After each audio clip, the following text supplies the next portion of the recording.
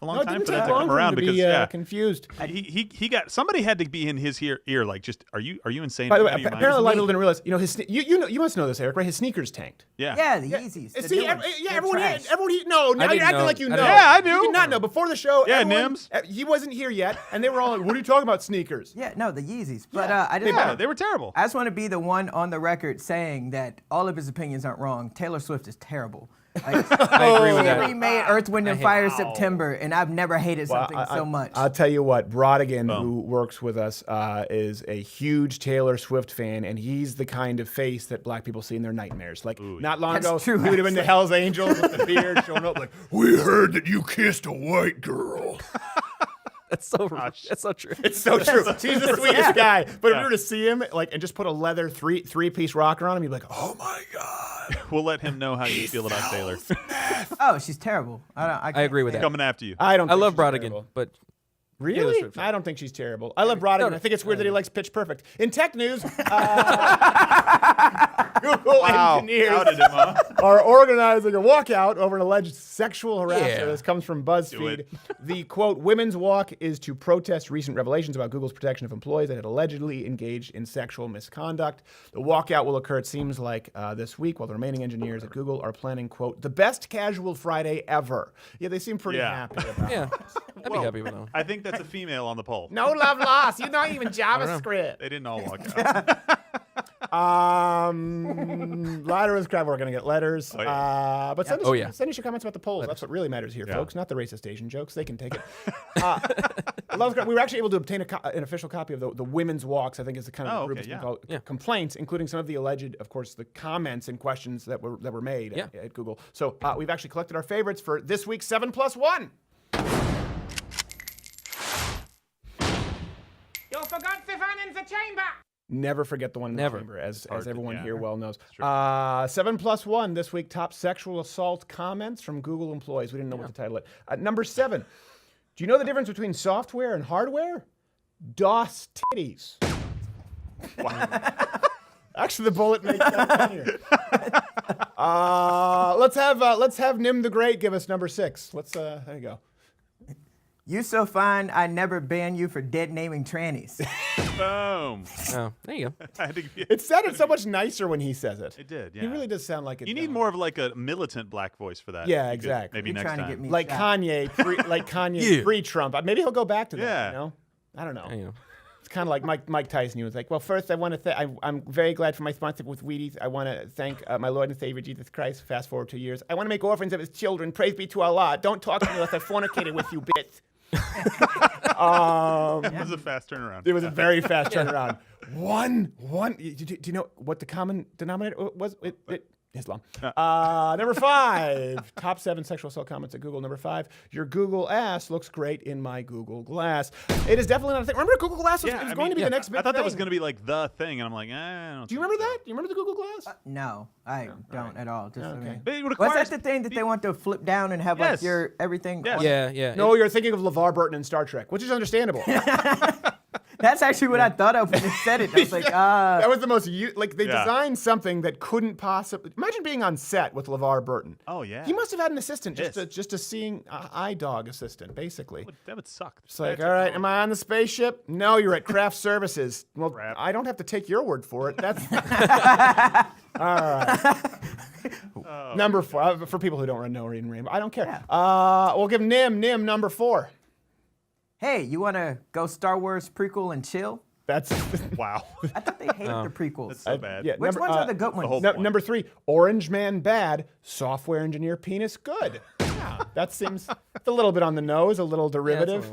I love how Engineer Abby is like, it's okay to laugh at this. Your mother already knows that you work on this show, Abby. It's okay, you can laugh. I'm taking number 2 because thank God. I want number 2, sexual assault comments overheard at Google. This is actually the women's walk. Women's walk. It's because it was March. So now it's women. They're not even original. It's a walk. Number 2, you should see the Yelp reviews on my cock. It's mostly 4 stars, but one girl was a bitch. By the way, I don't like that. Always that one review. After we wrote this, I was like, it should be Google Place reviews or something. Or what they bought Zagat? Something under the Google umbrella. Under the Google. Brodigan. Were you too busy watching Pitch Perfect 19? Wait, what was the name of that? He's quite a fan. What's the other one thing? Zagat. Wow, Is that That's still a right? very common thing. It's like it was before Used to Zagat be. was restaurant review, Meg. Yeah. really. What kind of That's- childhood? Well, there really are some cultural Man, you differences. white people have strange things. Well, I'm just saying that's ballsy in the internet area. Be like, hey, did you check the Zagats? Like, how'd the Zagat report on it? Like, ugh. You can never trust the Zagat score. It's pretentious. Actually, we're gonna have G. Morgan Jr. read the number one comment overheard at Google that spurred the women's walk. I've got a Google map straight to your heart. No, say number one. Oh, Give it enthusiasm. Fine. He needs to give it enthusiasm, fine. Nimmer. All right, so I'm going to give Yeah. number 1. Yeah. I've got a Google map. Split the difference. Damn you. Number 1, I've got a Google map straight to your heart and Yeah. By the way, I told you I was gonna bleep that. We're not. Oh, We're come not. on. And the by the way, and the top Google sexual assault comments overheard the opposite led to the women's walk. The +1. Did you fall out of heaven because I'm an autistic atheist who really wants to have sex with you? That's been this week's 7+1. You forgot Stefan in the chamber! Oh, Google, when will they get it right? I'm really scared though that this could backfire for all the women. Like it's like they walk out and then it's like, oh wait, this is the greatest work experience. And like their stocks just skyrocket. So now you have an activity. office full of sexists now. Turns all out these sex inventions. offenders are incredibly productive. Look at our bottom line. Look, profits up, bitching down. Yeah, well, look, and they're actually pissed off about something that happened 4 years ago. So the guy who invented Android got a big buyout, and the claims were never even substantiated. He was supposedly he had sex with somebody in a hotel room, right? Or got him to give him a right? But it was never proven at Gerald all. is just Wow. throwing all different Well, kinds of yeah, heat that's today. that's the word the Wow. kids use these days, right? Once and he just loses Look, his no, mind. don't repeat it. Wow. Because you're outing me here. Censor right? button, censor Yeah, you button. definitely Okay, censor what are you talking about? That they're pissed off over that. It happened in 2014. Okay. The buyout that he By the got way, $90 million. Back off from the mic a little bit. You're giving everyone a heart attack he because got it's like 90 this is the thing with Gerald. Before the show, he's like he tests it, and then he starts getting in. Like, what the hell are you I get doing? He gets too excited. It's like when he gets around a black guy. Lottie, lottie, lottie. I haven't used black voice once. No, he hasn't done it with you because Not we once. read him the riot act with the Hodge twins. He did not. Oh, he did it with me the first time. It's just like, no, I actually told him right before the show. I was like, I'm proud of you for yesterday. You went the whole episode. You didn't do it 'cause I was waiting for you. Yeah. But it comes from gonna a call me place out of on love. it. Yeah, but there's more than just the Android thing now. This isn't just about the Android guy. So you just need There to was explain. 3 total guys, but he was the one. They were Right. pissed off because he got a buyout. Yeah. So anyway, whatever. Also because he raped them. Finally, No, that never happened. before we get to polls, before we get to the election, the final story of the day: a St. Louis daycare has now been running a Fight Club ring, which was caught on camera. It's not exactly UFC 230, which Daniel Cormier will talk about next, but watch the clip. A disturbing sight. A class of I preschoolers love how we have watching narration. as 2 kids rain punches on each other. It's being called a fight club for kids. Epic. Boom. By the way, if you continue watching that, like that mom there is she's like an inch away from yelling out World Star Hip Hop. She's jumping. She's like, oh damn, like it's 2:00 in the morning at a Whataburger. Wait, are we offended by this? That's black. Like I don't, cause I got at least 60 on the kid in blue. Like he kept his elbow in, and I think I'll he throw got some him. on there. I think, yeah, I got you. Yeah, let's do it. Well, here's the deal. Like this has become viral because too many people have the problem with the obvious, kids beating each other up. Yeah. But, I mean, having watched the video, I'm actually I'm more concerned with some of the mental health of the children in question. You don't know where I've been, Lou! You don't know where I've been! You don't know where I've been! Where's my juice box, Lou? Where's my juice box, Lou? Where's the juice box, Lou? Juice box are fighting. wow. Gerald is incredibly confused because I don't think Gerald's ever seen Fight is. Club. I love Fight Club. Are you kidding me? Oh, he was just disturbed. I was very disturbed. He was watching it like this. Clip. Why would he do that? Oh, right. Anyone have anything else they I want to should be move on here, or is this is all going to be rested on me today? Okay, good. I guess I'm glad I took some caffeine listen pills. to this. Fall on the Gerald sword. writes, Android guy was upset. They were upset because of buyout. And then like you're like, okay, Joe, that's a good idea. And it's like that's all. That's all they're mad about the Android guy. That's all they're mad All right. That's why it's not louder with G. Morgan Jr. There was. Or Nimmer. Don't be the toady and laugh at him for me. There you go. What? No, None that's of great. None of you. I'll Band of instigate. brothers. No, I'm kidding. I'll Although did you see the fan that he had the Minnie Mouse at What? U of M? Yeah, she was like, I'm Gerald's Oh, yeah. fangirl. I never knew that. Oh, excited. Yeah, that's because Really see, that was actually a test. It did happen, but it tells me that G. Morgan Jr. doesn't watch the show, which is why he's incredibly ill-prepared. It was on yesterday's show. For those who are Mug Club members, please tweet him that he does not watch the show. Okay, so let's look at the election. I think beforehand, I'm not really a political guy. I think actually you probably are more than I am. I know Ben Shapiro, Brodigan is brilliant with this stuff. So what are the odds saying right now? For Republicans to keep control of the Senate, it's about a 6 in 7 chance. And then there's a 1 in 7 chance that Republicans keep control of the House. Okay, so very likely that Democrats take control out. This is it's kind of a flip. That being said, I think Democrats are going to be surprised. I don't know if anyone else has any opinions on this, or if I'm going to be resting here by myself. I hope so. Jerk. I definitely have opinions on this. I think because of the Kavanaugh thing that we're probably going to see a lot more people that are Republicans do better or win, but I'm worried that it happened so long ago in political time, right? For some reason, we forget stuff after about a week. Yeah. And so we need something usually has to happen within the last week of the election to get people out to the polls. Right. Yeah. And I don't know if that carryover is going to happen. Putting a get her done flag on a bomb outside of an envelope doesn't do it. Is that not a needle mover? Maybe something else, I think they're probably going to win the House. I do think they're probably, but by a very, very slim margin. I think the blue wave, if you're expecting a giant blue wave, I think they'll be surprised. That's entirely conjecture. Eric, what's your they'll be like bipartisan movements and working, and Congress will become effective after. Right? Like, that is not how it's far easier to be a cynic than to tell us how you really feel. Exactly. It's just like, this lunch sucks, rather than tell everyone in the school cafeteria that you're hurting inside. Sorry, I didn't go to the Zagat's before I ate lunch. No, Zagat is a grading system. Right. He really doesn't know about. Realize it's not a restaurant. It's like it was Yelp before Yelp was a thing. I just feel like it's a slur that you guys got away with. No, it's it is a biracial gay. Oh, a zebra Zagat. There you go. No, it's a real thing. So wait, I would be. And by the way, also Zagats have to be incredibly unfunny, apparently. Oh, seriously, have you ever seen Trevor Noah be funny? Accidentally? His first special wasn't horrible. Okay, no. As soon as he got money, it just destroyed him. I think all the political stuff he does sucks. I just think he's not funny. I thought Jon Stewart was brilliant and very funny. Yeah. And I disagree with most of what he said, but I also don't find Chris Rock funny. I think Richard Pryor, Eddie Murphy, I just don't find Chris. I feel like I'm told to like Chris Rock. No, I agree with that. I don't know. No. Here's the deal: is how accurate are these predictions going into the midterms? Okay, polls are sketchy, and some people trust them as reliable, and some people completely throw them out, like we talked about earlier. It's not fair to say that polls are always wrong. Neither of those positions are correct. But, and I think this is very important because the left wants you to do this, you certainly shouldn't base your voting habits on polls. You shouldn't allow, we'll talk about mental strength, mental fortitude with Daniel Cormier, who had to overcome some serious adversity in his life.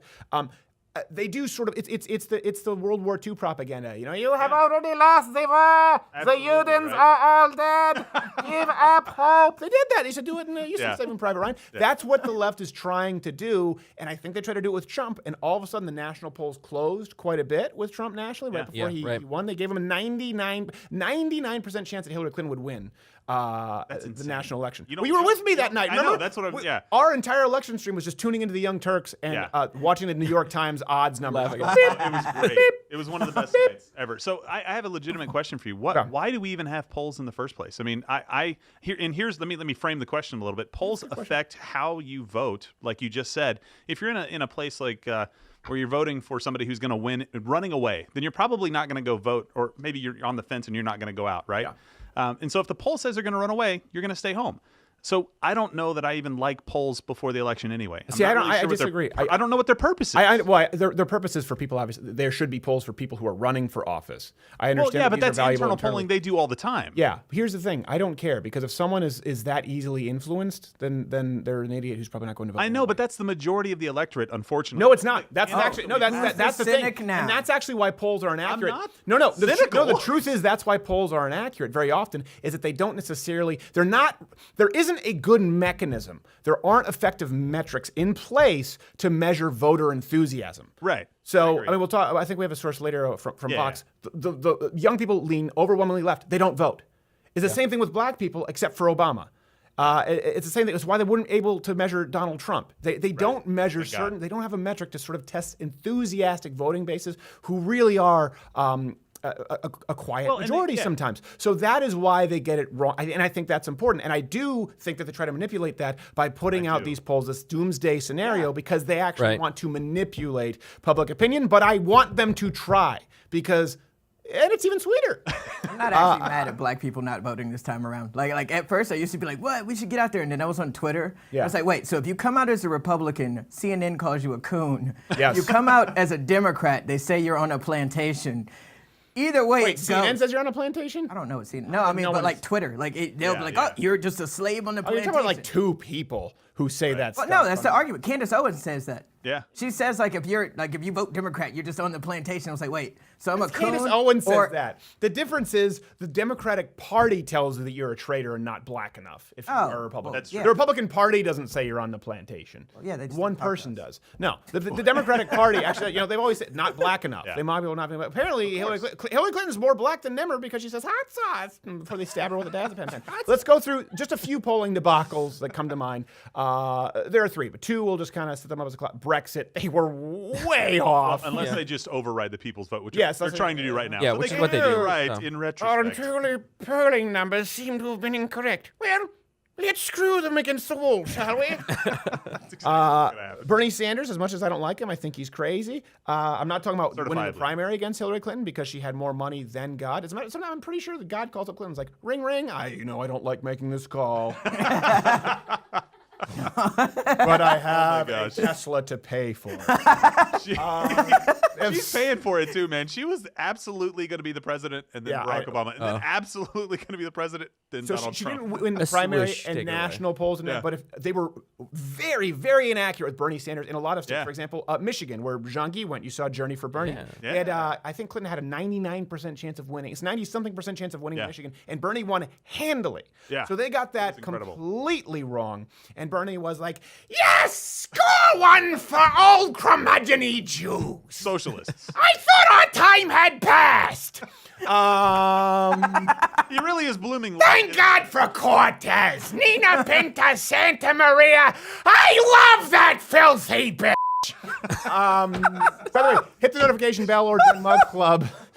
If you're watching this, you're saying you want more of it, LauderdCredit.com/Mug Club. You get a 7-day free trial. Man. We can't continue this show without you joining Mug Club, of Yeah. course, on YouTube because of the overlords. And we're not sponsored by Farmer's Dog, even though Hopper eats it. No idea why. No idea why. And then, of course, the number one polling, this is the obvious, Trump's election. Yeah. Almost all of the polls got this completely wrong. And I will say this, I thought that he was going to lose. Remember before this, I said the election, I said, listen, don't ask me because if someone like Thomas Sowell, Charles Krauthammer, rest in peace at that point, and even Dick Morris, I mean, between, That's the guy foot massages, got it wrong. I'm not the guy who's going to get elections right. So I'll offer you my opinion on what I think regarding certain candidates. When it came to the election, I said, I think it's probably a 60-40 chance Hillary wins. Yeah. I didn't say 99% like the New York Times, but I did put some more trust in the polls, and I learned a lesson. Yeah, so when we were doing that show, I was actually preparing myself to talk about Hillary Clinton in some kind of light as the winner. Like, I knew she was going to win. You're like the person who prepared an Oscars acceptance speech, and you're like, what? Meryl Streep won? How did that happen? Exactly. Grace! Yeah, and they were I love it. Go ahead. It's my favorite scene. And then we're over there, and I'm like, oh my gosh, this is actually happening. I can't believe this. And the best part, and I'm sorry, I know this makes me a bad person to some degree, is when they showed people at her campaign celebration headquarters, whatever, crying. Like, yes! I'm so sorry, but this has sucked for the last 8 years. No apologies. No By the way, apologies. you're I eating feel the mic sorry, a little y'all. bit there, quarter black guard. But yes, not only that, he came in really close. I was like, what the hell happened? We'll He's like find LeVar it. Burton. He's got the visor on. Where's my microphone? Oh, got it. As he says, no apologies. Don't. No apologies. No, I meant it. Yeah. Like, what are you doing? Yeah, he Still no whispers apologies. no apology. You're not that bold. The worst part about Hillary Clinton, too, back then, when we're talking about strength and strength of character, we've been talking about that quite a bit, Yeah. trotted someone else out for the concession speech, remember? Yes. Didn't even show up. She's like, how did this happen again? Yeah, I know. Well, she was passed out because she was like, just take the diazepam. And it was like 310 Nimmer was like, she was just backstage in a cot. I think she's that crazy. So here it comes down to why were all the polls wrong, and then we'll get into what they're doing with these polls now because the blue wave isn't going to be as big of a blue wave as they thought. Thank I God. hate that I have to get. I hate micro. This is actually that we were thinking of doing a live election stream. We might let me know if you want us to do it. It's just going to be so boring. Like national elections are interesting because of the cultural ramifications, but like Ted Cruz is going to absolutely just murk Beto O'Rourke. I really hope it's not even going to be close. So outside of that, there isn't really a whole lot that interests me. How did they get it wrong? Again, they were right about general opinions. These polls. It's hard to predict who actually votes on election The likely voters thing. Romney, actually, I think they had him winning, or it was really close up until election day. But fewer people, the cavalry didn't come over the hill for Romney, less so than even McCain, if you can believe it. Well, it's because Romney shut it down in the second debate after he killed Obama in the first one. He didn't energize his base after that. No. He didn't. He was the only one who went after Obama in the first debate. Destroyed him in the first Then he one. just stepped back because he wanted to play a nice guy. And then people like Bernie or Trump who can energize a voting base, like we said, who typically wouldn't vote. And that's true. I don't know if culturally, as a black person, do you have most of your family members and friends voted? Yeah. My mother. Well, most black women. Black women don't get it. It's kind of like going to church. Like they'll be the ones to be like, "You better do it," and everybody else is like, I got things to do. Games to play and stuff. Got things. So basketball or something. So it's kind of emblematic. It's like the women are like, "Hey, let's do this as the right thing," and then when it comes time to actually do it, the black men aren't there. What the? Oh, come on! It's not as bad as your voice. I It's your was black just voice. about to be proud of you for using the word "merc." I was like, "Oh, he used it like it's like you have black friends." I was proud of you. That's a gaming term. I thought it came from gaming merc to merc. I have no. Is that a black term? Yes, it's a black term. Can you tell Why? me what How it so? means? To murk somebody, like to murder out something, like Oh, somebody's yeah, murdered yeah, out. yeah. Like, Okay. oh yeah, you That got is a murked. gaming term. No, it's a hip hop thing. No, we stole it. We appropriated it. Sorry. Oh, well, All right, yeah. so this is what I was talking about earlier. Like, for example, except black people often don't vote. They came out and they voted quite a bit for Barack Obama. Yeah. Young people typically lean very left. It's a lock. Generation Z, like I've talked about, you can search it on this channel. Not so much. They're still more liberal, but you can count on them getting very conservative as they get older because they're more conservative at this point in their life than even Gen Xers or certainly millennials. But they just don't vote. We have a source, I think, here from Vox. So the question is, how do you get them to turn out young people specifically, right? This is what happens from the left. They're remember that? Every Remember, time, actually, it was P. Diddy. Was he P. Diddy? Was he Puff Daddy at that point? I don't know if he is did. he He was still Diddy. Is he Diddy? He was Is Diddy. he Diddy now? He's Brother Love now. Really? Oh, that's No, right. He that's- just, No, I swear. he did. Are you screwing with me? No, I'm no. serious. He's Brother Love now. When did this happen? like a year ago. No, it's about a year and a half, something like that. Yeah. Yeah. Isn't that from the Nutty Professor? That's Brother Buddy Love? Love. That's Buddy Buddy Love. Love. Yeah. love, but thanks for playing. You know what though? tried. He is. kidding. It's. I bet you he probably sat. He was watching the Nutty Professor with Eddie Murphy. He's like, man, There you go. I wish I had a name like Buddy Love. I actually know it. I know, Brother Love. They never know. Did you see the story that made him do it? Like Did he shoot someone in a nightclub? worse actually.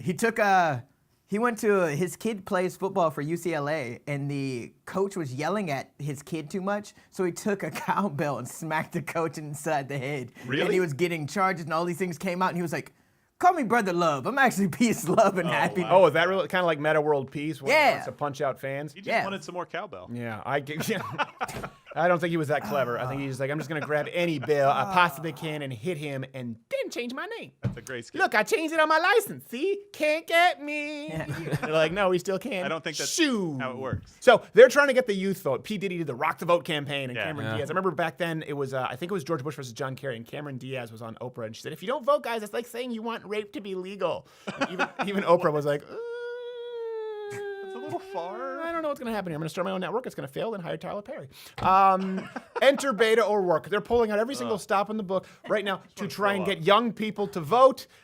Here's just like like literally putting him on a skateboard, kids. Oh, I wish he would fall off right there. Bam. I'm going to kickflip my way into office. But you don't have to take my word for it. Where's the mic? Oh, I don't know.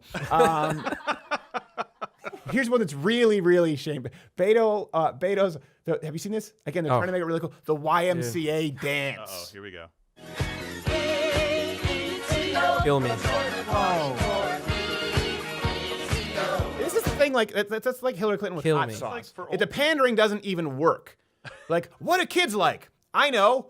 A washed-up gay cover band in the Village People.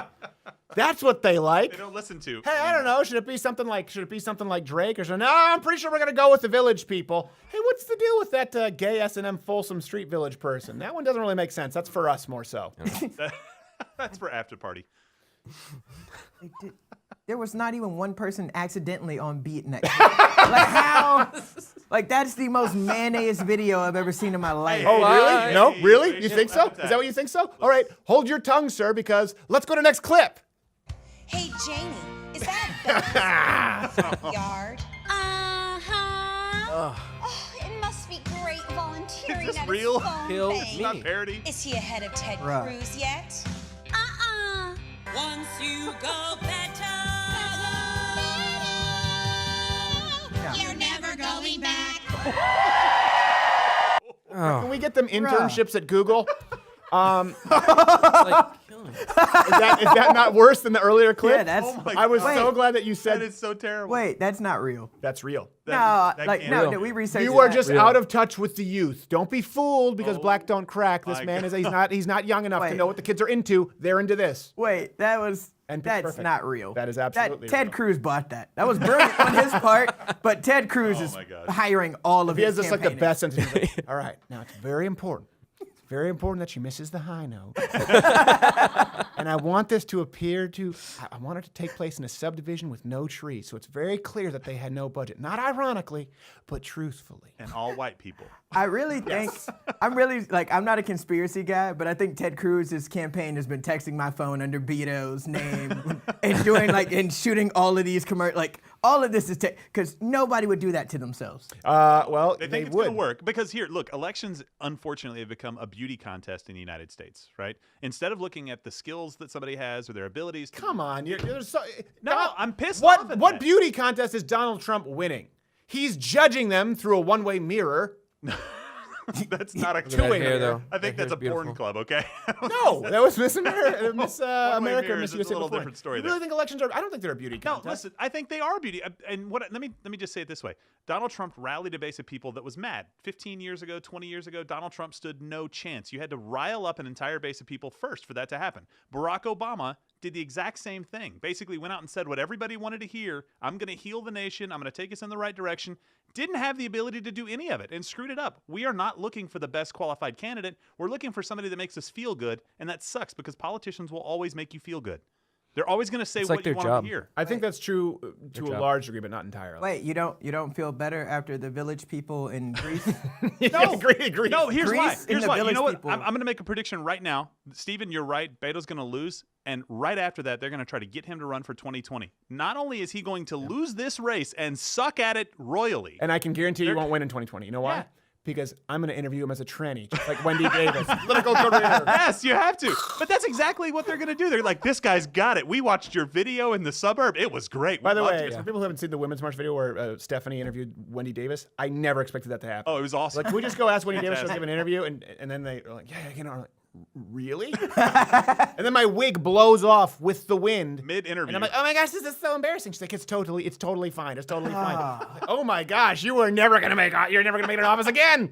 This is I'm glad she wonderful. went away. And by the way, I'm very familiar with the pandering, not just for the youth vote, but as we know from my.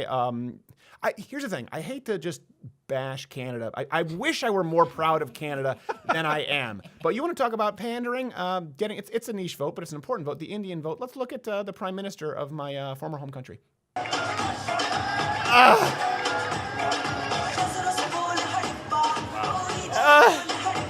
It's like, I mean, you thought a white guy trying to do a black dance is embarrassing. He somehow made it even whiter to do the Indian dance.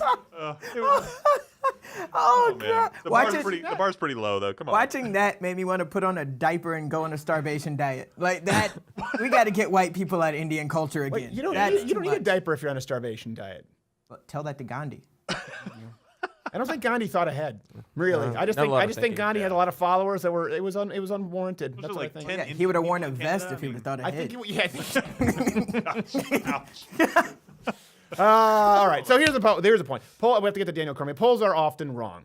Okay, and more importantly, they're not the end all. They're not the be all. Polls. They're seeing this big blue wave. That's what the media. Here's the thing. It could be true, but it's certainly what the media wants you to think. They could have believed beforehand that Donald Trump was going to win was going to lose. What was it? Michigan, Wisconsin, Pennsylvania. All of them. I actually said I think he wins Pennsylvania and Ohio. I remember it, and I was like, I think there's no way he wins Michigan, and that's just because in Michigan, I knew too many people in Michigan, and but the truth is he appealed to a lot of the union voters who probably Western Michigan might want to support Trump this next go around. Yeah. So I said no Michigan, but I think he wins Pennsylvania and Ohio. If you go back and look at it, they said there's no way he wins Michigan, Wisconsin, Ohio, Pennsylvania. They said he doesn't win anything in the Midwest, and he won all of it. So they could have actually thought that, but we know for certain that it is what they wanted, and it's what they wanted you to believe, and it's what they wanted everyone in Michigan to believe, and in Pennsylvania to believe. And right now, they may believe that there's this big blue wave coming, or they may not. What we do know is that they want you to believe it, to stay home and not vote. And that's why you see the desperate pandering for votes. And by the way, here's one thing too, in a very unpopular position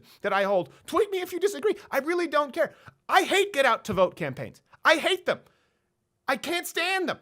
If Kanye West is at home and someone makes it through the gates and says, "Excuse me, sir, have you thought about voting this election? Now you see I'm Jesus." Like, well, have you looked at the issues? I'm gonna vote now because you rang my doorbell. If that's the straw, I don't want you voting. Stay home. I don't want people who are uninformed to vote. I don't understand. There's nothing virtuous in voting. Voting is not the end all be all itself. It's a means to an end. And the left just wants any person they can load up onto a bus and give a free sandwich to vote. I don't want you voting. People who do not understand the Constitution, you probably shouldn't vote. People who do not, it'd be like playing fantasy football and you have no idea. Be like me playing fantasy football. I don't play it because I know I'd lose. Sure, I might roll the dice and get it right, but that's not how you're supposed to play it with a constitutional republic, regardless of what Don Lemon, Anderson Cooper, Kanye West, or Drake, the buttersoft bitch from Toronto, who I don't even think can legally vote, but tries to act like he's from Memphis, tells you. If you don't keep yourself abreast of all the issues, if you're not informed, stay home, don't vote. I don't want you determining the fate of our country. We have Daniel Cormier coming up next. Hopefully he does. He was late. He missed last time. I have a bone to pick with him.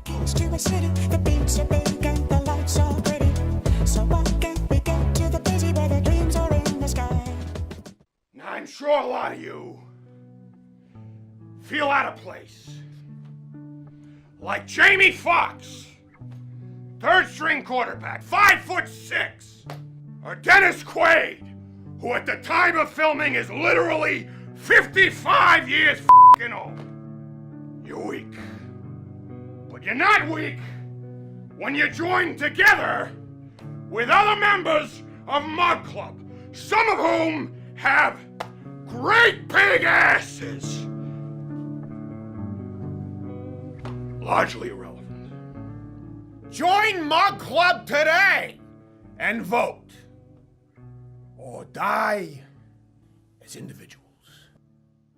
It's better to have loved and lost than never to have loved at all. Come cheer up my nights, come cheer up my nights. It's better to have loved and lost. All right, glad to be here. Too Cute Maddie is standing in the corner there. She walks in the middle. Just go to your post, Too Cute Maddie. Our next guest, I'm really happy to have. Who's that there on your TV? DC. It's still a horrible nickname, I maintain, but you can follow him, of course, at DC_MMA. He is fighting against Derek Lewis, whose nickname I'm not allowed to say. No, you're not. Yeah, no, I'm not. Do you think that's just a guess? Okay, well, for Daniel Cormier, for people who don't know, thanks for being back, sir. Thank you for having me again, man. I appreciate it. Yeah, especially after you stiffed us the last time. If you were not the baddest man on the planet, I would be upset. You could be upset, but instead of Crowder confronts, it would be Cormier confronts Crowder. Yeah. Pleasant. It'd be more like Cormier beats Crowder's ass as he curls up into fetal position.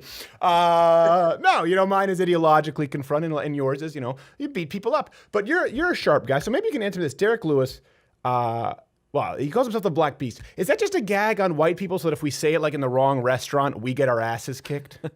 See, it's like if Derek Lewis walked in and you guys are going, the Black Beast, the Black Beast, the Black Beast, it just kind of gives him an out to just start beating people's ass. It's like Derek wants to reserve the right to just beat people up, and so he gave himself that nickname. But it is a nickname where it's almost like, should I say it? Should I not say it? Yes. It's one of those deals, you know? Yeah, and if you're Papa John, you just scream out the N-word on a conference call. You're like, Yeah. I don't know what happened there. Why would you do that, Papa John? Actually, by the way, for that, he was quoting someone else who said it, and still he's no longer Papa John. So we've got No more Papa John. No more Can't do it. Just can't do it. You don't eat Papa John's anymore? I never really was a big fan of it. The dough's a little bit too thick. Okay. And if there's a food that I don't like, you know you've got some problems. You're more of a New York style pizza guy, not a deep dish. So Yes, I like it a little thinner. do you not? What your nickname is DC, like we said, which is really just an initial. Are you upset at all that you didn't take the Black Beast beforehand? You know, sometimes guys just aren't creative. You know, I'm not the most creative guy. I'm gonna go ahead and stick my headphones in, Steve, just so I can hear you a little bit better. Well, I can't tell you any differently because you're you. There we go. Now I can really hear you. Okay. Good. I wish I would have did a better job of picking my nickname, but here's the deal. I went to school at Oklahoma State, and at Oklahoma State, they don't do the best job of choosing nicknames. They're not very creative. Right. So they're the ones that started calling me DC first, and then it just kind of stuck. I had never been called DC until I was in Oklahoma because Coach Smith started saying it all the time, and then everybody else just kind of picked up on it. Yeah, and this is, by the way, an opponent I want to say for people, and we'll get into more kind of macro issues as well. Everyone, here's one thing: everyone else on the planet would be terrified to fight Derek Lewis, right? Mm-hmm. You're strongly favored. You're expected to beat him. Yes. And I know you've talked about before how being an underdog really drives you. You know, for example, going back in with John Jones, that was just a legendary rivalry. Does it ever worry you a little bit that people are kind of expecting this to be just a walkthrough for you? You know, I think it's on me to make sure that I prepare myself to the best of my ability. Right. I can't let the odds dictate how I approach the fight. I've been a favorite before. I mean, I was minus 1,100 versus Patrick Cummins. I was minus 900 against Dan Henderson, who's one of the greatest mixed martial artists of all time. Right. And I was still able to implement my game plan and fight him in the way that I wanted to. Well, hold on a second. For people who didn't see those fights, you ragdolled both of them. It wasn't even close. That's why I wonder if you're like, oh man, sooner or later, I'm rolling the time's up because you did Dan Henderson. I'm no disrespect to any of them. It wasn't even close. You know it. I know it. So there's that little bit of, as a victor where you're a little worried, like, oh man, I don't want to get overconfident. At some point, you worry that, is it going to be me at some point with a guy throwing me around like that? Yes. I'll never say, I will never say I ragdolled him. I leave that for you to say. You ragdolled him. So, you literally picked up, and I love Dan Henderson. For those who don't know, he picked him up, watched that, and he went, and it looked like an Acme cartoon where it was just like one of those tumbleweeds. People, it was very, very effective. It was bad. It was one of my better performances. But my whole deal is this, right? Dan Henderson's not a guy you truly want to mess with. I messed with him in the confines of the octagon. Right. I would prefer him to approach you just in random environment instead of me. So I'm not going to sit here and say Dan's an avid hunter. He knows how to shoot a bow and arrow. Yeah. This guy is a true bad man. So he has no teeth. Dan, hey Dan, I love you, bud. Yeah, I know. Listen, like I said, Steven's the one over here talking crazy. No, I'm not. I would love to have Dan Henderson on the show. I would love to have Dan Henderson on the show. You like both of you. I remember back in the day when he was in Pride, I was like, man, I would love to see those super fights. And everyone was talking about Vanderlei Chuck. I was like, no, I really want to see Dan Henderson come over. He was the man, Steve. At that point, Rich Franklin, man. remember? And I was like, I think Dan Henderson really, and I like Rich Franklin. Dan was the man. He was, he was the man. You ragdolled him. Okay, so someone who obviously everyone else would be afraid of. Did you do anything, speaking of which, spooky for Halloween? What did you do for Halloween? I have my kids and my wife here, so we went to one of my friends has a nice apartment in town where they had 600 apartments, but they listed all the ones that were giving out trick-or-treats. And we went to these doors up and down floors. My kids wanted to hit every one, which was absolutely impossible. So we went to a few, and then we went to the gym, and the guy that was working the gym was kind of like, oh my God, DC. So then he just stuck his hand in the candy bin, grabbed as much candy as he can grab, and just threw it in my kid's bag. And I was like, okay, guys, Halloween's over now. Let's put in candy. So what are we going to do with all that? What I really learned from that story is that the person at the front desk of the gym was gay. Oh, no. Oh, DC. No. Treat me like Dan Henderson. That's what I learned from that. You might not even realize it. You know what? It's like actually my friend Gerald who's in here. He doesn't realize when he talks with black people, he does a black guy voice. Have you ever encountered those people where he's talking like, Yes, oh man, don't even mention it, bro. You're like, what the hell are you doing? You're from Schenectady. So yeah, okay. Gay gym runner. Okay, so we're talking. He wasn't gay. Stop that, man. Stop. Let me ask you this: any plan? I believe in a closed ballot box. Are you planning on voting coming up these elections? Just say yes. I honestly, there's some elections coming up like very, very soon. Right. But I've been so busy worrying about the fight that I haven't really paid attention to much. So okay. So that's actually my wife good, is then. all about it. My wife is all about it. That's good to not say. There's a lot of people like, man, I haven't been paying attention. I'm going to be first in line to vote. It's like, okay, you know what? Hold back a little bit. I did have this question because obviously, Khabib recently had his scuffles, to put it that way. And, you worked with a company, the UFC. Dana White, came out publicly endorsed President Trump, and Khabib obviously not a big fan. You've managed to really stay out of the fray as someone who's on TV constantly as a commentator. Are you ever put in the middle of that at all, or is it just something you just carte blanche don't? I don't touch it. I just don't touch it because the reality is there is no winning, right? There really is no winning. Either you're here or you're there, and I just would rather not be involved because then it doesn't isolate me from here or it doesn't isolate me from here, and so I just kind of stay away from it. Like I really don't like. My views and my thoughts are my views and my thoughts, and I don't need to really share them, And if you express one, you could have Dana White mad at you, and if you express the other, Khabib's entire troop of Dagestanis will stomp you into the ground. Everybody, it's just there's no winning. There's really no winning with that. No, never. Let me ask this: we've been talking about this kind of as it relates to the current climate. A lot of people talk about being afraid on all sides, like you said. Let me ask you this: as the baddest man on the planet, it's kind of this is what's obviously bestowed upon the heavyweight champion and light heavyweight champion. What is Daniel Cormier? What do you fear? Genuinely, what scares you the most? Like Brazilian wandering spider notwithstanding, that's at the top of all our lives. Yeah. But I think my fears are as the same as everybody. Honestly,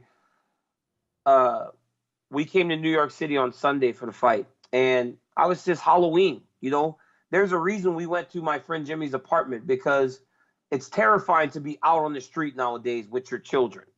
And I think that's my biggest fear. My wife was talking to me about going to a parade, and I was just like, man, I don't know if I want my children in a very densely populated place and crowded, because that seems to be the time that people want to do the craziest things. Yeah. And I was like, man, let's try to do something safer. Like my biggest fear is that something happens with my children. All these horrible, horrible things that are going on almost daily now. I just want to try to shield them, my kids and my wife, from them as much as possible. So that's what scares me, and that's honestly, I'm very safe, Steve. Like I don't really go many places with big crowds at all. Concerts, basketball games, football games. As much as I would love to go watch the Saints play every week or Oklahoma State, I really don't, because there's always that underlying fear that things are so crazy right now in the world. You know what? That's something I've had to deal with a lot. Obviously, I'm not as famous as Daniel Cormier, but especially with what I do, listen, sometimes it can be more polarizing, and I'm curious as to how you balance the idea of sort of either paranoia or anxiety in public places versus a legitimate healthy fear. I had tickets to Tom Jones and Alice Cooper, and I missed both concerts because I got to a certain point where I said, you know what? I just don't want it to be a powder keg with my wife. Yeah. And to everyone else who doesn't really understand it, it's a different kind of problem that you run into. Like, stop being paranoid. How do you balance, okay, this is a healthy fear versus maybe I'm blowing this out of proportion? I think safer is better. Like that's just kind of my idea. Like I rather err on the side of safety than take a chance at risking it, and then ultimately it costs you something that's so terrible that you really can't bounce back from. Right. When you say you missed the Tom Jones concert, well, you missed the concert. But at the end of the day, you still have your wife, and you guys didn't run into any issues. Right. And those are the things that really matter, man. It's like you just can't. It's like when you live in the public eye, especially as you are, right? Because you're very vocal about your beliefs, whereas I just kind of stay clear. Right. You're vocal. So, I mean, there will be certain people that truly either want to hurt you or people that truly support you. And sometimes your supporters are very dangerous because they kind of crowd you. You ever been hurt? Have you ever been hurt by fans? I actually had a finger jammed really badly once by a guy who reached out and it jammed my ring finger like hard. You ever had something like that happen? Well, just grabbing, right? Like people will grab you, right? You'll be walking somewhere and people will grab you and they'll grab you. And I mean, it's just scary, especially my kids. They're on TV a lot. And even the other day, we're in New York City and my wife is walking down the street with my children, holding them each on one side, took them to Dave & Buster's. And she said, as she's walking down the street, a guy starts walking towards her, gets down on his knees and starts to open his arms like he's going to hug my son. And I always make fun of my wife about when I'm at home, I kind of hide in crevices and she walks out and I just go, wah! And it scares her and she freezes every single time. Okay. And I said, well, what happens if you're in public and somebody does that? She goes, I'll probably freeze up. So when she told me the story, I laughed. She goes, did you laugh? I said, yes, because when the guy went down to hug my son, it wasn't the gym manager, right? Grab him. No, it was just some guy on. Okay. It was some guy walking the street. He went to hug my kid, and she yelled, "Don't you touch him!" And she kind of kicked him. And I go, I laughed because you did not freeze. Right. You instantly protected our kid. And she was like, "Don't you ever touch him." And she told Daniel, "Don't let anyone touch you." Yeah. Because people see them in the public too, and for her, she didn't really choose a public life. She married someone that has a public life. It's her and our kids have to kind of live that way too. Yeah. So I mean that's a real thing and it's scary. Good for her though. You know what? I think you do get a little more license. I don't know if you feel this way. For example, we did this big show at U of M. You know, and thousands of people showed up, and there was this after party afterward, and there was a guy from Michigan State sitting down who just started really trying to start a fight. To be fair, I was basically, my friend was Liberace for Halloween, Owen Benjamin. He's a pianist, and he's 6'7", 2'8". He's a giant, so he stands out. He's got a big pink rhinestone cape, and I'm an assless chaps and short shorts. And he's like, "So you like an effing gay cowboy?" I said, "Yeah, man, I guess so." And he kept trying to go on for a fight. I have to say, he was an African American gentleman, and obviously people right now with their attentions, I was like, I don't want to get into a fight with this guy because of the liability. Now, that being said, if this guy were shoving someone like my wife, because he did get a little bit pushy physically, I think I'd probably go berserk. And it's probably you would have more to. licensed, like your wife maybe freezes when it's her, but with her children, that mama bear thing kicks in. It kicks in, and I'm happy it did, you know. And she told my son even, don't let anybody hug you. Like, you don't have to take pictures if you don't want to. You don't have to let anyone hug you, you know, just because that's not part of the deal, you know. They're just two kids with their mom trying to enjoy New York City. Yeah, that is creepy. That's really creepy. You guys very hug creepy, random man. kids. I mean, I get awkward with like kids I know, like my friends when their kids are there. I'm like, you know, like my friend Johnny Boy, my producer, his daughter has a major crush on me. She's like, "I want to marry you." And I'm like, "Oh, that's sweet." She's like, "No, look at me. Look at me.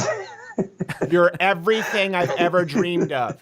And to make it more awkward, I turn to Johnny Boy and I go, "John, I would never take advantage, bro. Just so you know." And you can make us even more uncomfortable. Get your daughter, John. Get your daughter. Yeah, she is very, very aggressive at a young age. So you did last time. I think even with us, you spoke about this. That you were planning on hanging up your gloves. I think your birthday in March, your 40th birthday. Yes. And you're not only broadcasting with MMA, but I know you've talked about branching out into other sports. You're just a good commentator in general. I think you break the mold of what a lot of people think of. When a lot of people think of MMA fighters, they think of something in their mind's eye that is the Black Beast. Let's be honest. Even though he's not that way, but the nickname. So you have a career afoot in broadcasting. Are you hanging up the gloves still, March? Is that set in stone? Yeah, the date is still the same. I'm looking to fight this time, and then hopefully fight Brock Lesnar beginning of next year, and then that'll probably be it. I mean, I just don't want to be that guy that goes out on his back, man. We've seen so many of our great champions that had all these shining examples, these moments that are etched in our minds forever, but they stay too long. Right. And by the time it's over, they're getting beat by people they never would have gotten beat before. So I don't want to be that guy. I want to leave people with the memories that I have had up to this point. You know, case in point, right now we've got Chuck Liddell fighting Tito Ortiz. I mean, those guys aren't broke. They're not broke guys. Like, people think these guys are fighting for money. They're not broke. They want to fight because they still think they can fight. I just wish my memories of Chuck would stay him in the octagon just going crazy. Or Tito Ortiz doing the gravedigger thing, you know? But it's like they're fighting each other, and one of them has to lose. And that will be something that will be stuck in your mind. Imagine if you're Chuck Liddell and you lose this fight. You're up 2-0. One of the greatest rivalries in the sport's history. You go and give this guy the last one? It's like, it doesn't make any sense to me. It's you know, Chuck was at his peak and he won 2 fights, and then, you know, who knows what Tito's doing over there? Who knows what anyone's doing over there in Bellator? Let's be honest. They could be walking here. They're not even fighting Bellator. They're fighting for Golden Boy Promotions. Oscar De La Hoya is promoting the fight on pay-per-view. And I mean, I love Chuck. You know, I think Tito's a great guy too. I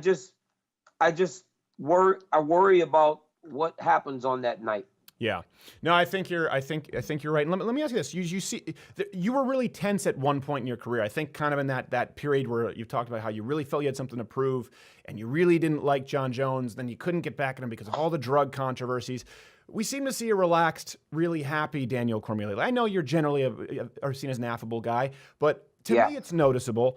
Let me ask you: is there some kind of a corner you've turned, or is it just because you keep winning? Like, do you think that you can maintain this demeanor? I know we have to get going soon. Do you think that you can maintain this demeanor and this calmness if you were to lose, or do you think it's just victory makes you so? No, it's just who I am, and also, Steve, me not having to cut all the weight. Yeah. And I wasn't saying I was just there. Stop. That's better, right? Does that take off some of that light off of my face? You look gorgeous either way. You look good. I'm gym managering out here.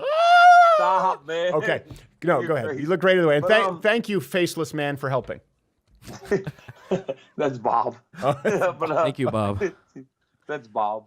I know. I'm sure it helps, but you do seem much more relaxed. To rephrase it, you seem more relaxed all the weight, than. What was that? Oh, wait. It's not cutting all the weight. You know, I'm fighting up at heavyweight now, so I'm not losing 45 pounds to get to the fight. You know what I mean?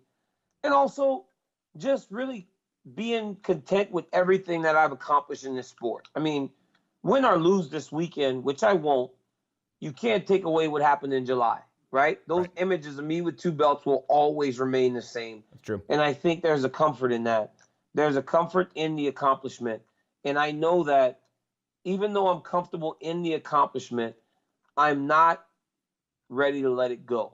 But I am who I am, and that'll never change. People can't take anything away from me anymore. Well, I'm really glad to hear that, and I'm sad to hear that you're hanging them up. Just make sure 2 things. Promise me 2 things. You're not just going to gain a ton of weight and be a walking coronary like a lot of previous O-linemen in football, that, you know, you're going to stay healthy. And don't get in a propeller plane. We saw how that ended with Rocky Marciano. We don't want to lose you to an elm tree. Never. Okay, and final question. Those are 2 things you don't have to worry about. Good. Hey, okay. I got to be careful with eating too much. That's one thing I got to be careful with. But I got to be on TV for the rest of my life, so I got to maintain at least some sort of, you know, this beauty that I have on my face. Look at that. I even got my teeth fixed, Steve. Look at that. Now, did you wait? Was that like, because, you know, hockey players don't get their teeth fixed because we talk about crazy fighting. As hockey players back in the day, enforcers would have 40 fights in a season. They have to get right back on the ice. So they just never fixed their teeth until the end of their careers. Was that a conscious decision for you? Yeah, it was time. You know, I started to do more things like your show and more national things outside of mixed martial arts. And there's an idea or a way you need to present yourself when you're doing that. And it was time.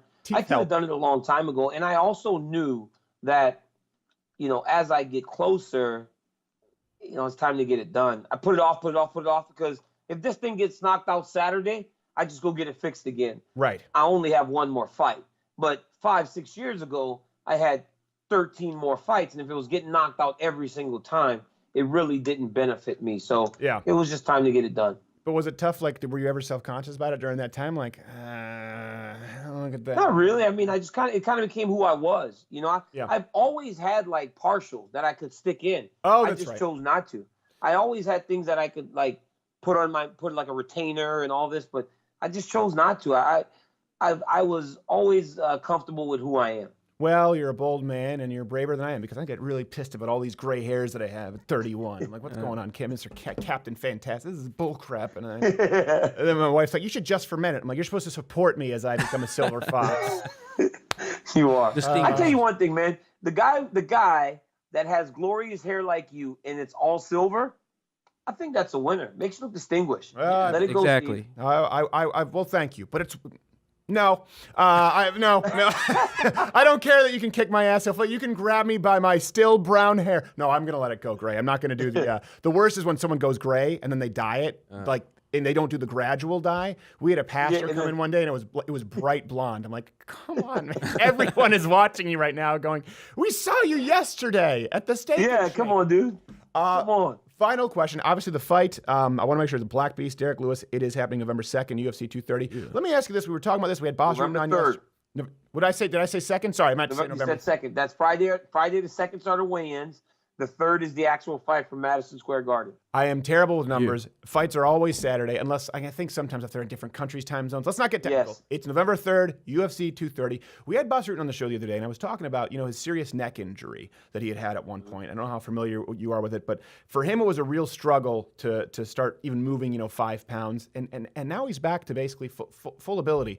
We talk a lot on this show about strength, and there's this idea, I think, this false idea of machismo, and it's often associated with fighters. And I use Boss Rutan as an example because for him, he was weak as a kitten with one arm after the neck injury. But he was strong because he said, okay, I'm going to push past this. And eventually he got back to where he was. Whereas a lot of people just don't push past that discomfort. To Daniel Cormier, best fighter on the face of the planet right now, before you leave, how do you define strength? What do you think matters most, particularly for a lot of young men listening? I like the mental, honestly, man. And I think, and this might be like, oh, we don't want to hear this about fight promotion. But I think strength to me, honestly, is defined by a guy like Derek Lewis. When Derek Lewis was a teen, he left Louisiana down to Texas and got in a ton of trouble, ended up in prison. Now, you know that when you go to prison, there are guys in there every night saying what they're going to do when they get out and how they're going to be better when they get out, and they'll never go back, and I'm going to make a life for my family, and they write these notes, and they do all these things as to how life is going to improve. Mm-hmm. But then they end up back in prison. Recidivism rate. Right after. Right, yeah. Recidivism rate is through the roof. Derek Lewis never went back. Derek Lewis became a millionaire. Derek Lewis is fighting for the heavyweight championship of the world. That's why when people say, how you knocked that guy out with 10 seconds, I'm like, 10 seconds, that doesn't surprise me, because this man fought from the pits of hell to build himself back up to this point. Yeah. To me, that's strength, right? When you are dealt with unbelievable adversity, and in the face of that adversity, you don't crumble. You try to build back. When I lost my daughter and life tried to knock me down and put me out for the count, I tried to rebuild myself. When a person goes through these terrible tragedies that are going on today, the families of these people that are dying in these mass shootings, are dying when someone decides to drive their car into a crowd of people. These families that scrape themselves off the ground and rebuild, that's strength. Yeah. When you're dealt unbelievable adversity and you come through it and become better for it, that is what defines strength to me. It's not about lifting something up. It's not about when everything's going good, you're the champion and everything. It's about when stuff gets bad, how do you change it? Yeah. That's what I feel strength is. And that's why I respect the guy that I'm fighting on Saturday. Well, I think that's a very gracious answer. I think it's very accurate of the Black Beast. But I would add one to it, because I'll give you a pat in the back. I also think equally as important is when someone does have great power. It doesn't mean there isn't adversity, but when someone has made it through the adversity, how they wield it, what they do with it. You've been a class act as a champion, and that means a lot as well. That fight is happening November 2nd, 3rd. I was saying in my mind, don't say second, don't say second, don't say second, and I said second. Oh, he's gonna kick my ass, and then I said Black Beast, and it's gonna be a hate crime. UFC 230. November 2nd. Daniel Cormier, thank you so much, sir. Be safe. Thank you.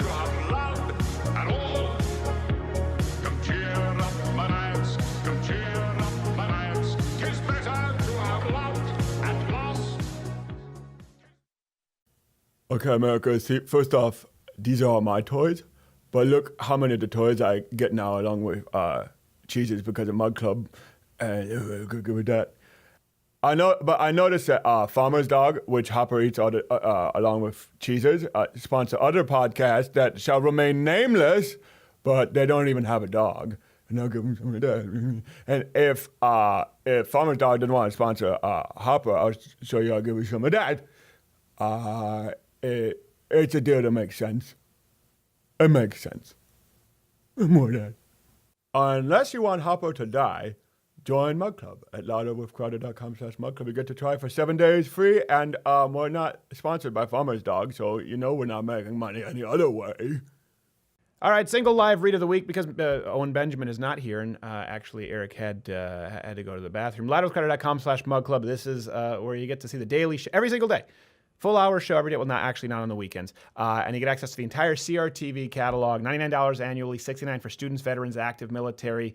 And you get 7 days free. You get to give it a whirl, especially in the time of YouTube. And especially when we, going out to U of M was an incredibly costly endeavor that took a lot of time and man hours. We wouldn't be able to do it if not for Mug Club members.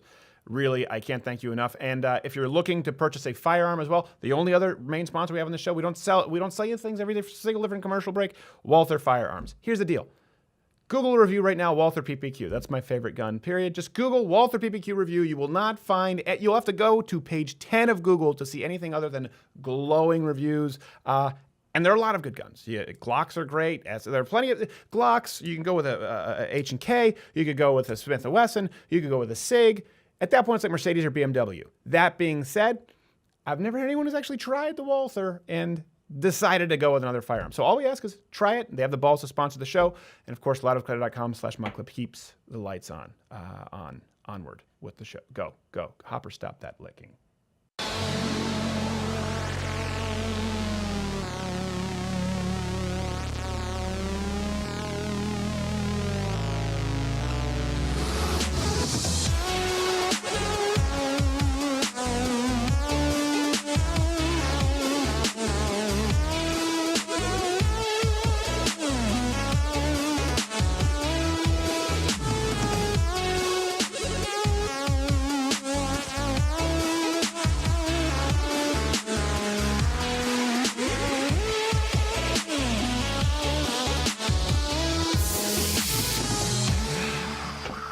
That was a variation on an older version that I'd done of that. That was the Luganis drowning dance. Hit my head in the back of the diving board, put AIDS all over the Olympic pool. Ooh. You okay? Yeah, I'm a little lightheaded there. You know that story? I think I lost him. Greg Luganis. You don't know that story? Diver? Oh, I didn't Famous know that. You know, he hit his head in the backboard, bled all over the pool. Turns out I think he had HIV. Yeah. That's one way to I think there was transmit. a made-for-TV film, and I think it was Mario Lopez who played him. Couldn't even get Louis Diamond Phillips. Poor guy. That's the worst way to go. That really Diamond is terrible. Phillips. It's like, couldn't we get like John Leguizamo or something? I don't know why I'm doing the Steven Seagal voice.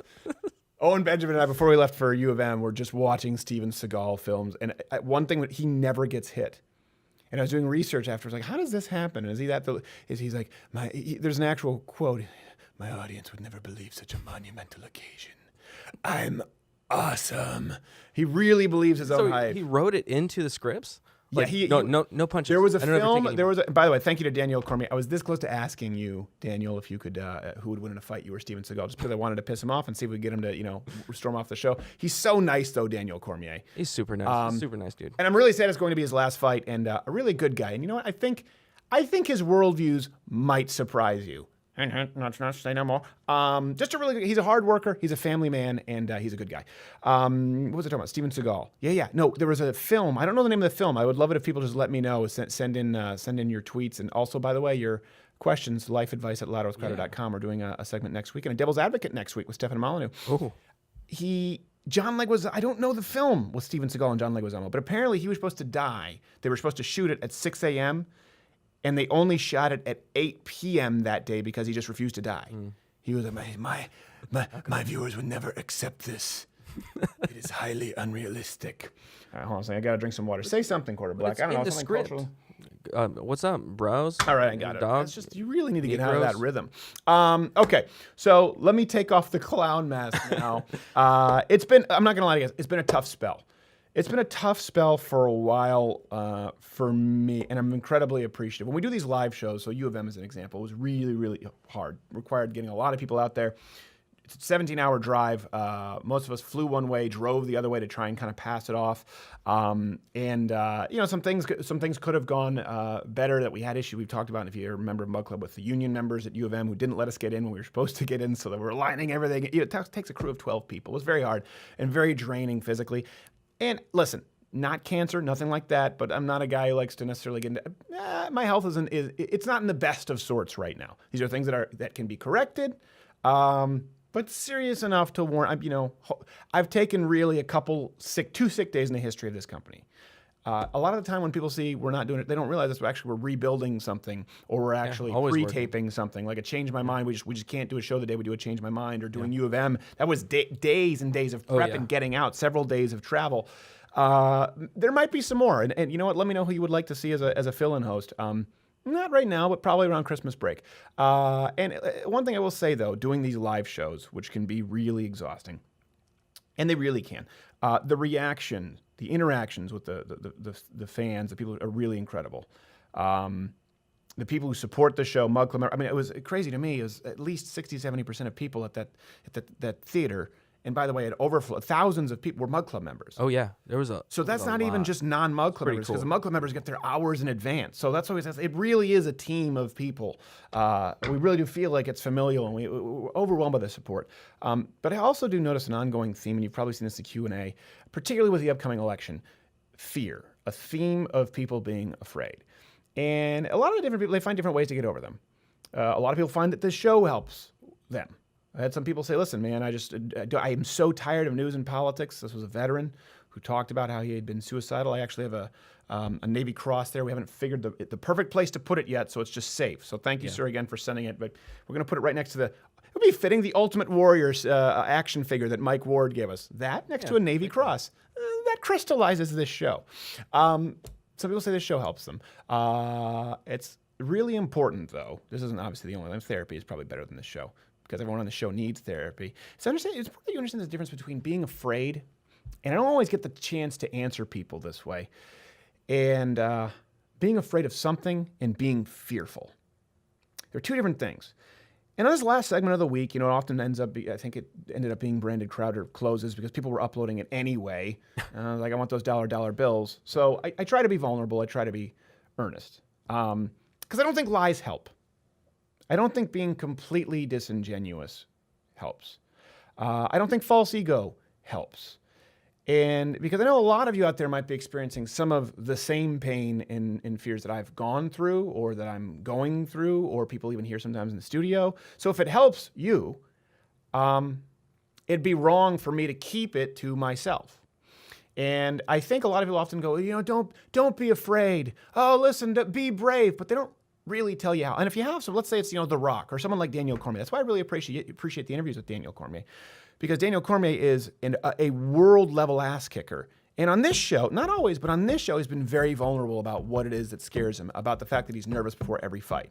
Very specific. And I tell you what, for me, that inspired me. I don't know about you, but hearing Daniel Cormier say, I get nervous before every fight, I didn't feel so bad about, throwing up or painting the porcelain before every single live show. Quarter Black knows this. I don't enjoy speaking live. I get very, very nervous. But when you get up there, you look really good. Well, thank you. I appreciate the lies. Checks in the mail. It will clear. You needn't say this. It's going to clear anyway. just like a black belt from Steven Seagal. Your check cleared, and I'm amazing. So if it does help you, the way Daniel Cormier, Brian Shard, George St. Pierre, Thomas, so we've had a lot of great people here who've actually talked specifically about things that either scare them or difficulties they've overcome. That's been something that's been inspiring to me. And so I'm just going to be honest with you. There are a lot of things that scare me, but I don't live my life. Let me go through it. And I'd like to hear you guys tell me what it is that most scares you. Going out on a limb here. And I know it'll be used against me eventually, but I also know that there's someone else out there who probably feels like they're alone, might think that they're at the end of their rope, and maybe this will help. So it's one person that's worth it. I'm afraid of being alone. That's something I'm really afraid of. This idea, people talk about being alone in a crowded room. We often hear it in sound lyrics. That often happens. I can be surrounded by a lot of people and not really know who a friend is, or know who necessarily cares about me. And especially when you have so many supporters, and I'm grateful for them, you're always afraid that that goes away and that there's this sort of dead still of quiet. I've always been I'm afraid of being alone. I'm afraid of burning out. It's one of my worst fears. I'm afraid of burning out. Like after University of Michigan, and again, when you have kind of health struggles, nothing serious, it's hard. Sometimes it's hard. I can always get up and do the work that I need to do as far as, okay, show up, hit the mark, do the sketch, fine, write the joke. But when you don't have anything to aim for, sometimes it's really hard just to think up right now, okay, where are we going to do the next change? What's the next super video? Where are we going to go on location? Because so much needs to be planned. And it's just like, a lion tamer. It's the different legs of the stool that keeps the lion completely confused. That's the only reason that this circus clown is not getting eaten. I get overwhelmed sometimes. I'm afraid of burning out. I am afraid of not being deserving of this platform. Frankly, I'm afraid of that. Something I've always been afraid of. I see the faces. I see people who come up when they tell me their personal stories and how much this program means to them. I really am grateful, but I think I often feel undeserving. I work really hard. Again, I try to be honest with people. I probably work harder than anyone I know, and that's kind of a reputation in the industry if you ask other people. I'm a Clydesdale. Not a show horse, clearly. Not an Arabian prancer, dancer, whatever it is. All you equestrians, I don't care. Go do your dressage. But I'm afraid. I often feel undeserving of the platform. I'm afraid of mistakes that I've made which have harmed others, and I don't necessarily know what they are. Sometimes when you're in a leadership position, this keeps me up at night. I'm afraid that I've made mistakes that have caused ripple effects, and they were mistakes that I could have avoided, especially when you have employees and you're in your mid-20s. You make mistakes. Mistakes are okay, but I have trouble sleeping sometimes when I think about, I could have done this better. I could have done that better. That's something that bothers me a lot. I'm afraid of the Brazilian wandering spider. That goes without saying. I'm afraid of not knowing when I've done the right thing. That's something that's hard. Afraid of the mistakes, and sometimes not knowing if you've made a mistake or done the right thing, because sometimes you make a decision that you have to make for someone else in the team or someone else in your life that negatively affects one other person. Sometimes it's just like we don't have that much room in the lifeboats. Sometimes you have to make hard decisions, and sometimes you think you have to make hard decisions, and it's just wrong. I'm afraid of that. I'm afraid, frankly, I used to have a bad temper. I'm afraid of it coming back. I'm afraid of Mr. Hyde rearing his ugly bisexual head. That was a short phase. No, I'm afraid. Afraid of getting angry. Afraid of being too emotional. Afraid of being obsessive. Because of that, I'm afraid of alienating friends, family, people who I care about most. Something I think about a lot. Sometimes with a lot of pressure. Sometimes with a lot of compression comes hypervolatility emotionally, and I'm afraid of pushing people away, especially when you have people who you love who either work with you or in close proximity. I'm afraid of, and this is why you might have seen that there was a pause at U of M. I'm afraid of having children. I'm really afraid of having children. I said I don't like kids. That's not true. I like kids. That's a smokescreen. I kind of don't like sticky kids. But I'm afraid of having children. Deathly afraid because of thrusting them into a life that they didn't choose. I've had a lot of close calls. I've had even just not close calls. I've had very unpleasant encounters. We've had people who just work for this show who've been spat on. We've had people get violent with them. Even at U of M, we had people trying to start a bar fight for people who weren't even on stage, but they knew worked with the crew. I'm really afraid of having children and bringing them into that. It's always been something that bothers me. And because of that, something else I'm afraid of the fact that my fear of having children could cause irreparable damage with a wife who I know deserves them. I'm not saying I'm never going to have kids, by the way. I'm just saying it's a fear that I struggle with. And I know a lot of people struggle with these fears. We talked about the church groups often when people aren't honest. I need to be forgiven for being a workaholic. I spend too much on Facebook. You know what? No, I'm telling you exactly what I'm afraid of. I'm telling you what my weaknesses are, because I know, and some of these are actually things that I feel as though I should have expressed a long time ago, because I constantly encounter these at live performances where people say, you know what, I really struggle with this and you help me with it. I'm going, you know what, I should just tell people. I should just tell people that I struggle with that. I should just tell people that I struggle with burnout and fear of that. Or I should just tell people that I'm afraid of having children, because it might help them to not feel so alone. We hear that so much from the left. Oh, don't be alone. Only they try to tell you shouldn't feel alone in your depravity. I'm telling you shouldn't feel alone in being afraid of things, but hopefully there's a solution that we'll get to after this. I'm afraid of all of this going away and 15 people being out of a job. That's one thing that really scares me. if I'm undeserving and it all goes away, or you say the wrong thing, that can happen to anyone these days. We've been really blessed. There's 15 other people who rely on Mug Club and your support, not just myself. That's something that's really scary. Let me end on this. I'm afraid of not being able to discern the things that I can control and the things that I can't, and wasting energy trying to fix things or trying to contain things that I can't control. I'm really afraid of not having discernment or not having perfect discernment. I think that's what a lot of these fears stem from. And even more, I think I'm afraid of not fixing the issues that I can control. And that would be even harder to live with. So it's just this never-ending cycle of what can I control, what can I not? And if you can control it, you better do something about it, because people are relying on you to fix this. And if it's out of your control, you're spinning your wheels. And the people who are relying on you, they're just going to see you burn out, and then you can't help them. It's a really difficult thing to break. It's a really difficult cycle to break. I'm afraid of all of these things. And Snake Island. But I don't live in fear. And neither should you. And I hear this a lot, particularly with this election. You shouldn't live in... It's okay to be afraid of things. Everyone is afraid. Bravery is doing the right thing in the face of being afraid. But living in perpetual fear is different. Just like people tell lies, but lying to yourself consistently is corrosive to your soul in a way that is very different from telling somebody they don't look fat in a dress. Living in a state of fear is different from being afraid. You do not have to live in fear, regardless of the election, because you're not alone.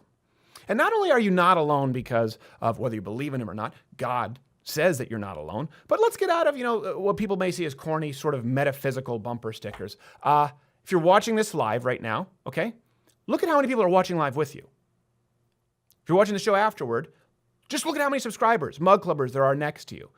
Take solace in knowing there are millions upon millions of people right now in arms with you. And you know why those people have hit the subscribe button? You know why those people have bought this? Listen, it's awesome. It's hand-etched, it's girthy, it's hand-painted. This is just a symbol. You know why millions of people have supported this program? It's not because it's funny. Every now and then we get a few right. It's not because people feel as though this is the only place they can go for political information or insight. Millions of people have signed up because they have been through something similar to what you are going through or to what you have been through. Look at that subscriber count.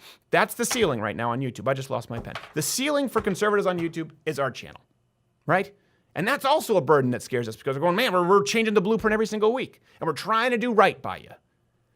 Elections fluctuate.